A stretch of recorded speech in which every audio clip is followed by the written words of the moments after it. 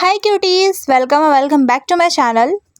सो guys, आज finally अपन लोग बात करेंगे आरपीजी के बारे में, क्योंकि यार ये रेडिट लेडी शबनम आंटी या नेहा फैज़ी के कंट्रोवर्सी के बीच में तो हम भूल ही गए हैं कि हमारा मेन कंटेंट जो था वो आरपीजी थी। तो आरपीजी के बारे में हम कैसे भूल सकते हैं गाइस। तो आज हम लपेटेंगे उनको, मतलब खोपचे मिलेंगे सो आरपीजी का अगर आप ब्लॉग देखते हो, ऑफकोर्स देखती होगे गाइस, तो ईद का जो ब्लॉग था ना, बहुत फीका ईद था उसका इस बार का।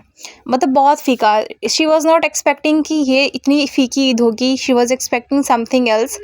तो वो ना, मतलब उसका ईद दिखाया कि बहुत फीका है। वो रेडी भी नहीं थी पूरे टाइम, उसने ड्रेस पे जल्दी चेंज कर लिया था। मतलब दिख रहा था कि she was not very happy. And अगर आप उसके ब्लॉग को ध्यान से देखोगे ना, तो उसने इस चीज़ को बता भी दिया। मतलब उसने सटल टोन में बताया डैट मुझे इस बार ईद ही नहीं मिली, अच्छी ईद ही नहीं मिली। जबकि इसे ईद ही मिली है, पैसे वैसे मिले हैं, बट फिर भी ये बोलती है कि मुझे ना ईद ही नहीं मिली, मुझे तो फर्स्ट ये ईद ही मिल रही है। भाई मतलब इसका ना मिलना मिलाना खाना पीना यही इसकी लाइफ है। इतना कोई ऑब्सेस्ड कैसे हो सकता है यार। मैंने बहुत सारे फूडीज़ देखे, बट इस जैसी फूडी बिल्कुल नहीं है। सो स्टार्ट करते हैं स्टार्टिंग से गाइस। तो ब्लॉग के स्टार्ट में ही गुटका किंग बोलता है कि ठीक है, जाने का टाइम आ गया है गाइस, यहाँ से निकलते हैं। मतलब अगर आप इस चीज़ को नोटिस करोगे ना, तो इससे अभी कोई मुंबई में काम नहीं है, ऐसा कोई इवेंट नहीं है, ऐसा किसी की शादी या ऐसा कोई फंक्शन नहीं है। तो इतना इमीडिएटली वहाँ से आने का ना मतलब समझ नहीं आया। मतलब कुछ तो सॉलिड हुआ है, बिकॉज अगर आप इसके लास्ट जब मौदाह वाले ब्लॉग देखोगे तो वहाँ पे सब लोग बहुत अच्छे से थे। मतलब ऐसा भी क्या ही हुआ होगा कि बस फटाफट अब निकलना है, या तो उसकी कंटेंट की कमी हो गई होगी जो कि दिख रही थी कि वो मौदाह जाके भी उसके ईद और रमज़ान में उतने अच्छे व्यूज़ नहीं आए जितने कि शोएब एंड दीपिका के हैं। तो ऐसा बिल्कुल नहीं हुआ, या इसने कोई सॉलिड लफड़ा करा है। क्योंकि आप देखोगे तो चांद रात के दिन ये उठ पाट के चली गई थी बेटी खाला के घर में। एंड ठीक है, उस चीज़ पे हम अपन लोग कुछ नहीं बोलेंगे, बिकॉज क्या होता है ना गाइस कि अगर आपके घर में बच्चा है ना, भले ही आप कैसे भी एडजस्ट करना सीखे हो। हालांकि ये तो अपने बेनिफिट के लिए गई थी। इसका मुझे साफ साफ दिख रहा था कि हैदर से ज़्यादा खुद परेशान थी। इसको मतलब एक चीज़ ना मुझे समझ नहीं आता कि ऐसा भी इसके क्या ही सास ससुर हैं कि ये इतना डरती है। शादी का इतना साल हो गया और वहाँ पे कोई और है भी नहीं। इसके सास ससुर पे देखोगे ना तो बिल्कुल सिंपल से लोग हैं। ऐसा नहीं है कि बहुत हाई फाई लोग हैं। मतलब कहीं कहीं होता है, लिटरली ऐसा होता है कि आप अकेले पड़ जाते हो। वहाँ के लोग बहुत हाई फाई होते हैं, या फिर बहुत चंड टाइप के होते हैं। नंद होगी, देवर होगा, फिर और भी लोग होंगे जैसे कि गोतनी वगैरह जैसे बोलते हैं। तो उस माहौल में भी रहना आपके लिए बहुत डिफ़िकल्ट होगा, बिकॉज़ वो लोग कैसे आपको ट्रीट करेंगे। तो होता है घबराहट एंड एंजाइटी, बट इसका समझ नहीं आता। बिकॉज़ अगर आप देखोगे ना, आएगी तो नीचे रहेगी भी नहीं। किचन भी इसको अपना ऊपर चाहिए। भाई तू आई है तो क्यों आई है? अब तुम्हें किचन भी अलग चाहिए, तुम्हें रूम भी अलग चाहिए। मतलब तुम क्या यहाँ पे रूम में रहने आई हो कि तुम अपने फैमिली के साथ टाइम स्पेंड करने आई हो? तो इसका एंजाइटी का कोई मेरे पास जवाब नहीं है। बार बार उठ पाट के बेटी खाला के घर में चली जाएगी। भाई क्या है यार, मतलब आई हो तो ईजिली रहो। पर ठीक है। चांद रात वाले दिन का क्या सीन था कि इसके घर में लाइट नहीं था, तो ठीक है, एक्सेप्टेबल है। क्योंकि लाइट नहीं रहेगा तो बच्चे को आप उस कंडीशन में नहीं डाल सकते हो। मतलब भले ही आप कैसे भी कंडीशन में रहने के आदी हो, बट अगर आपके साथ बेबी है तो उसके लिए आपको हमेशा बेस्ट सोचना पड़ेगा। फॉर एग्ज़ाम्पल मैं एक एग्ज़ाम्पल देती हूँ कि मैं जब मेरे रूम में रहती हूँ ना, उस रूम में जो फ़ैन का रेगुलेटर है ना, वो ख़राब था। मैं एक इंसिडेंट बताती हूँ आपके साथ। तो मैं रह लेती थी। हालांकि उस टाइम पे ठंडी आ रही थी, गर्मी गई थी एंड ठंडी आ रही थी। तो मुझे भी रात में थोड़ा थोड़ा ठंडा फील हो रहा था फ़ैन की वजह से। बट क्योंकि मुझे फ़ैन चाहिए भी था और मैं उसका स्पीड भी कम नहीं कर सकती थी, तो मैं ऐसे ही एडजस्ट कर रही थी। बट जैसे ही मेरी दी आई ना, एंड मतलब उसके साथ में उसकी बेबी भी आई, तो मेरी दी इमीडिएटली 1 या 2 डेज़ के अंदर उसे चेंज करवाने के लिए बोली। एंड हम सब ने इस चीज़ को बहुत सीरियसली और हमने चेंज भी करा दिया। हालांकि प्रॉब्लम मुझे बहुत पहले से हो रहा था, बट मैं सोची चल रहा है यार, चलता है, अभी किसी दिन करवा लेंगे। तो ऐसे ही चल रहा था। बट वो आई तो उसको हमें चेंज कराना पड़ा। मतलब मैं बहुत सारी चीज़ें अपने घर में ऐसे देखती हूँ ना, जो कि हम तो उस चीज़ में एडजस्ट कर लेते हैं, लेकिन when it's comes to baby, मतलब दी की बेबी, तो फिर वो थोड़ा चेंज हो जाता है। And it's totally okay. क्योंकि देखो, कोई भी ना फैमिली, एंड मैं इस चीज़ में मेरी दी या फिर ऐसी कोई भी माँ जो अपने बच्चे के लिए सोचते है, उसे मैं कुछ नहीं बोलूँगी। बिकॉज हर कोई चाहता है ना कि उसका बच्चा है ना, वो बेस्ट चीज़ उसे मिले, वो उस कंडीशन में नहीं रहा है जो उस कंडीशन में वो खुद रही हो। तो या इट्स ओके, जो गई चांद रात में बेटी खाला घर, इट्स ओके। बट भाई लाइट आ भी तो गई थी, सुबह जाती ही आई ही 12 बजे, मतलब आधा ईद बीतने के बाद ही अपने ससुराल गई है। कुछ समझ नहीं आता है इसका क्या सीन है, मतलब बहुत अजीब इसका ईद का पूरा, मतलब इसका जो मौहदाह में इस बार का जो ब्लॉग है उसमें ऑकवर्डनेस हमें दिख गया है, लिटरली दिख गया है। और ये वाला ब्लॉग मैंने ये एक्सपेक्ट नहीं करा था कि उठेगी और एकदम सीधा जाने के लिए तैयार हो जाएगी। पता नहीं क्या सीन हुआ है, बट कुछ तो हुआ है। और ये लोग अपने साथ महर को भी लेके गए हैं। भाई मुझे समझ नहीं आता कि जब तुम इतनी गालियाँ खाते हो तो महर को क्यों उठा उठा के ले आते हो। और वो मुंबई गई है तो लाइक 2 हफ्ते तो रहेगी। एंड मुझे नहीं लगता कि सेमेस्टर ब्रेक ऐसी जगहों पे होती है, मतलब कुछ कुछ जगहों पे लिटरली ऐसा हो रहा होता है कि आपका सेमेस्टर ब्रेक होगा, मतलब बच्चों की कुछ टाइम की उस टाइम पे छुट्टी होती है एंड देन फिर वो न्यू क्लास में चले जाते हैं, प्रमोट हो जाते हैं। तो ये जो है ना ये कहीं कहीं होता है, बट आई डोंट थिंक कि ये हुआ है इसके में। एंड अगर आप इसके ब्लॉग को ध्यान से देखोगे ना, आगे चल के ये सनी बोलता है कि इसका जो है ना एग्ज़ाम ख़त्म हो गया है और इसका रिज़ल्ट भी आ गया है, 2-3 दिन में इसके मार्कशीट भी आ जाएंगे। And as we all know कि जैसे ही मार्कशीट आता है उसके बाद न्यू सेशन स्टार्ट होते हैं। मतलब ये मैडम का लिटरली अभी एग्ज़ाम के बाद जस्ट क्लास स्टार्ट होने वाला है और ये मैडम मुंबई आ गई है। एंड आपको पता है इनिशियल डेज जब आपका सेशन स्टार्ट होता है वो टाइम कितना इम्पॉर्टेंट होता है हर बच्चे के लिए।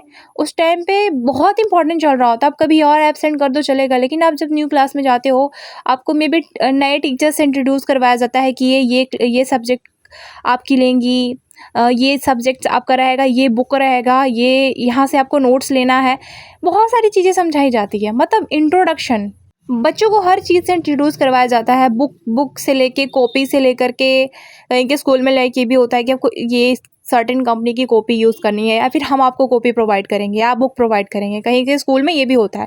तो ये सारी चीज़ें चल रही होती है और ये मैडम उठ पाट के मुंबई आ गई है। अब इसको वो इन्फॉर्मेशन कौन देगा? मतलब देखो मैं सीन बता रही हूँ, वैसे सबको ही पता होगा, हम सब स्कूल गए हैं, बट स्टिल मैं आपको एक्सप्लेन कर रही हूँ कि जैसे हम न्यू क्लास में जाते हैं ना, तो उसके बाद ऐसा होता है कि बुक वगैरह से इंट्रोड्यूस करवाया जाता है, फिर नए चैप्टर स्टार्ट होते हैं एंड वो चैप्टर बिल्कुल आपके लिए यूनिक होते हैं, क्योंकि जैसे जैसे आप स्टैंडर्ड आपका बढ़ता है तो चीज़ें भी थोड़ी हार्ड होती जाती है। एंड अगर आप फर्स्ट डे पे ही नहीं हो, मान लो ये फर्स्ट डे पे स्कूल बच्चे गए होंगे एंड बच्चों को बताया गया होगा कि हाँ ये अलजेब्रा है, अलजेब्रा ऐसे कराया जाता है, उसके फॉर्मूला बताए गए होंगे, उसके हर चीज़ समझाए गए होंगे। अब ये मैडम को तो नहीं पता है कि अलजेब्रा क्या है, क्योंकि जब वो चीज़ बता रही थी तो ये तो मुंबई में थी। अब मान लो ये गई भी तो अलजेब्रा के एक्सरसाइज 2 या 3 चल रहा होगा तब ये पहुंचेगी, इसको गाइड समझ में आएगा कि क्या हुआ, क्योंकि पहले तो ये मिस कर दी पूरा। और यार इनिशियल डेज बहुत इंपॉर्टेंट होता है, जब आपका क्लास स्टार्ट होता है ना तो बहुत चीज़ें आपको बताई जाती है, बहुत सारी चीज़ों से आप इंट्रोड्यूस होते हो, तो और इवन बहुत सारे बच्चों से भी इंट्रोड्यूस होते हो, क्योंकि हमारी सेक्शन चेंज होती है तो सब कुछ मतलब बहुत यूनिक होता है, नया होता है, क्योंकि भले ही हम जान रहे होते हैं कि हाँ इस क्लास की है, इस सेक्शन की है, बट सेक्शन चेंज होता है ना तो हम नए नए बच्चों से मिलते हैं कि अच्छा ये भी हमारे सेक्शन में है, ये इसके रोल नंबर हमारे रोल नंबर के बाद है, आपको न्यू रोल नंबर मिलता है। तो बहुत चीज़ें होती है और ये चीज़ें क्या होती है ना, ये चीज़ें जानने की चीज़ें होती है। फिर ये बताया जाता है कि मैथ्स कौन पढ़ाएगा, इंग्लिश कौन पढ़ाएगा, तो ये चीज़ें बहुत इंपॉर्टेंट होती है। तो अगर आप भले ही एब्सेंट कर रहे हो, बाद में एब्सेंट कर लो, लेकिन आप फर्स्ट सेकेंड डे एब्सेंट नहीं कर सकते हो। बहुत सारी होमवर्क भी दी जाती है, कुछ तरीके भी बताए जाते हैं। हो सकता है कि पहले आपको नोट्स लाइक टीचर्स लिखवाते थे, अब आपको ये सिखाया जा रहा हो कि आप अब खुद से नोट करोगे, क्योंकि जैसे जैसे क्लास बढ़ता है ना सारी चीज़ें चेंज होती है। तो ये चीज़ें कौन बताएगा? मैं इसलिए इतनी एक्सप्लेन करके बता रही हूँ ना, ताकि आप समझो। अब मैं डायरेक्टली ये बोल दूंगी ना कि अरे हाँ ये स्कूल लेंगे, ये चीज़ें इसकी मिसिंग होगी, तो मे भी बहुत लोगों को लगता है कि हाँ ठीक है ना यार, नए ही तो साल था, बहुत ज़्यादा थोड़ी इसका लॉस होगा, ये सोच के छोड़ेंगे, ठीक है कोई बात नहीं। बट अगर आप बहुत डीपली सोचोगे ना तो कितना बड़ा चीज़ें मिस करके मुंबई में बैठी है, आप सोच के देखो। एंड गाइस मैं जैसे ही पॉडकास्ट बनाने बैठूँ, मेरे घर के बाहर ट्रैफिक ना हो, मेरी मम्मा को मिक्सी चलाने का शौक़ ना हो, मेरे घर की चीज़ें ऐसे पटकाने ना लगे, ऐसा हो ही नहीं सकता है। मतलब मुझे इतना गुस्सा आता है ना, अगर आप पॉडकास्ट शूट करते हो, अगर आप पॉडकास्टर हो या फिर आप ऐसे कोई रील वगैरह भी बनाते हो जिसमें आप खुद की वॉइस रखते हो, आपको पता होना चाहिए ना कि आपकी बैकग्राउंड नॉइज़ सबसे ज़्यादा इरिटेटिंग होता है। आपको तो मुझे तब से इतना गर्मी लग रहा है, मैं फ़ैन ऑफ़ करके बैठ करके पॉडकास्ट शूट कर रही हूँ और मेरी मम्मी पीछे से मिक्सी चला रही है। ये पता नहीं क्यों हर किसी को उस टाइम पे हॉर्न बजा के क्यों जाना होता है जिस टाइम पे मैं पॉडकास्ट शूट कर रही होती हूँ। Anyway so let's come to the topic. तो ये मुंबई लेके जा रहा है महर को एंड पूरा टाइम महर पूरा ना एकदम लॉस्ट दिख रही है। आई डोंट नो, ऐसा फील हो रहा है that she don't want to go Mumbai, मतलब ऐसा फील हो रहा है क्योंकि अगर आप देखोगे ना तो आगे के ब्लॉग में भी ना वो बिल्कुल लॉस्ट रहती है, बिल्कुल चुप रहती है एंड वो ऐसे चुप चुप है तो नहीं, तो पता नहीं क्या सीन रहा होता है। फिर वही सारी चीज़ें दिखाना कि मतलब इसकी दादी रो रही थी। अरे क्यों रो रही थी यार, रो भी रही थी तो तुम साथ ले आते ना, तुमने तो बोला था तुम घर बनवा रहे हो। समझ नहीं आता इनका भी यार, अगर रो भी रही थी तो तुम्हें क्यों रिकॉर्ड करना था वो चीज़ों को। समझ नहीं आता है कि भाई ये इतना, पता है मुझे ना एक चीज़ बहुत गुस्सा आता है, जब कोई रो रहा हो तो उस चीज़ को क्यों रिकॉर्ड करना है तुम्हें, कट कर दो ना उस क्लिप को। तुम कितना, खैर एनीवेज ये तो इनका कंटेंट है, तो मैं इतना बोलूँगी तो इनका कंटेंट कैसे बनेगा। खैर तो फिर नेक्स्ट कट टू ब्लॉग में जाती है ये बेटी खाला से मिलवाने के लिए, और बेटी खाला को मिलवा के मतलब बोल रही होती है कि देखो अभी लास्ट में ना जब मतलब हम निकल रहे थे बेसिकली उस टाइम पे बेटी खाला नहीं रुकी क्योंकि वो बहुत इमोशनल हो जाती है। बस लाइक व्हाट, मतलब एम्बिकल कोड वगैरह कुछ है क्या हैदर के साथ उनका, समझ नहीं आता है यार।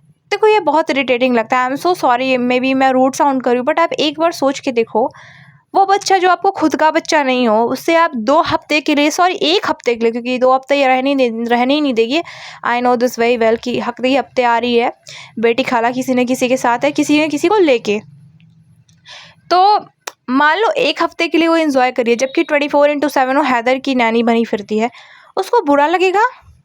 उसको क्यों बुरा लगेगा? उसको तो खुशी होगी, चलो जान छुटा रही। जितना भी प्यारा बच्चा हो, जितना भी प्यार करते हो, लेकिन भाई हर कोई बोर होता है। माँ तक एग्जॉस्ट हो जाती है, जो बच्चे की खुद की माँ होती है ना वो भी बोलती है कि अरे यार बस हो गया, मैं इरिटेट हो गई हूँ, 5 मिनट तुम संभालो। वो नैनी है, उसको क्यों इतना फ़र्क पड़ेगा, मतलब ये भी जानबूझ के दिखा रही होती है। और अगर ऐसा है ना कि उसको फ़र्क पड़ रहा है तो भाई बहुत नेक्स्ट लेवल की तुम पागल हो चुकी हो। अब वही सेम लेडी खुद के बच्चों के लिए बिल्कुल बिल्कुल कंसर्न नहीं रखेगी। लाइक उसके बच्चे कहीं और ईद मना रहे हैं, ईद में क्या कर रहे हैं ये भी नहीं दिखाया। अच्छा ये चीज़ आप ध्यान दो, ईद में मतलब ये तो दिखाई कि रिज़ा इसको कॉल करके ईद वगैरह विश करती है, दिखाती है कि क्या पहनी है, क्या क्या की है। बट कट्टू ये नहीं दिखाई कि भाई बेटी खाला बात कर रही हो, बेटी खाला पूछ रही हो या ईद के ड्रेस देख रही हो। मतलब कैसे से लोग हैं यार, पता है मतलब रिज़ा को देख के ऐसा लगता है ना कि सबा उसकी माँ है। जिस तरह से वो आई और सबा को लेने स्टेशन पे चली गई, हैदर को गोदी मिली, लगता ही नहीं कि बेटी खाला इसकी माँ है। लगता है हैदर इसका अपना बच्चा है और सबा इसकी अपनी माँ है। गजब सा एकदम इन लोगों के अंदर सिचुएशन है यार, समझ नहीं आता है कि लोग किस टाइप के लोग हैं। फिर वही रिचुअल, भोपाल में रुकी ट्रेन, सारा एंड नाजा खाला आई मिलने। अरे यार कितना बाहर मिलता है फिर भी बोर नहीं होता है, और हर बार मिलेंगे ही। लाइक ऐसा नहीं होगा कि वो आएंगे। वो तो दिवाली की छुट्टी में आने वाली थी ना, अभी तो गर्मियाँ आने वाली, उस छुट्टी में भी सारा आएगी या नहीं भगवान ही मालिक है। तो मतलब पता नहीं क्या है। एंड मे बी ऐसा हो सकता है कि वो क्योंकि अब उसके जो पूरा पढ़ाई है उसको शोएब भाई स्पॉन्सर कर रहे हो, तो मे बी नाज़ा खाला अब आएगी ही नहीं इसके ब्लॉग में। आएगी भी तो शोएब के घर में रुकेगी, क्योंकि उसके जो पढ़ाई है वो शोएब स्पॉन्सर कर रहा है। इनके ऐसे ही होता है, जो स्पॉन्सर करता है अगला उसी की टीम में चला जाता है। तो ये तो हम सबको पता है। और वो खाना वाना लेके आती है, लिटरली एवरीथिंग लेके आती है। भाई ऐसे तो तुम लोग क्या ही भुक्खड़ लोग हो कि तुम लोग ट्रेन में भी तुम लोग को शांति नहीं है। पता है मैं 2-4 अभी रिसेंटली करी हूँ, मैं ट्रैवल करी हूँ बस से। रास्ते में मुझे इतनी भूख ही नहीं लगती है, लगती भी है तो लाइक 1-2 जगह चलो कुछ रुक गया तो मैं खा ली। बट जैसे ये लोग कर रहे होते हैं ना कि डब्बे भर भर के घर से लाते हैं, फिर रास्ते में इनकी खालाएं खाना दे देती है, मुझे तो देख के लगता है ऐसे बोल रही है अब तो हम लोग खाएंगे, और नाज़ा के लिए इमीडिएटली टोकती है कि अभी खाओगे, मतलब उसको लगता है कि मुझे तो जाने दो। फिर बोलती है हाँ हम अभी खाएंगे, इसलिए तो मंगाया है। तो फिर बोलती है तो मुझे तो जाने दो। तो बोलती है हाँ तुम्हारे जाने के बाद ही खाएंगे। और जैसे ही वो जाती है कैसे खाना पे टूट पड़ते हैं यार ये लोग। बच्चे के खाना लाइक खिचड़ी भी मंगवाती है भगा करके, मतलब कितना सोचो रात के टाइम पे इतने सारे चीज़ को ले करके जाना स्टेशन पे, कितना भसड़ होता है अभी इस टाइम पे क्योंकि अभी नवरात्रि गई है, रामनवमी गई है। तो मान लो इसके ब्लॉग 3-4 दिन पहले भी आते हैं, तो ये रामनवमी की शॉपिंग वगैरह चल रही होती है या लोग अपने घर को लौट रहे होते हैं, तो बहुत रश होता है। ऐसे रश में इतनी खाना बना करके ये लोग इससे मिलने आ रहे थे। अलग ही लेवल की क्वीन बनी फिरती है गाइस। खैर इसके ब्लॉग में कंटेंट तो और भी है, आगे बात करेंगे।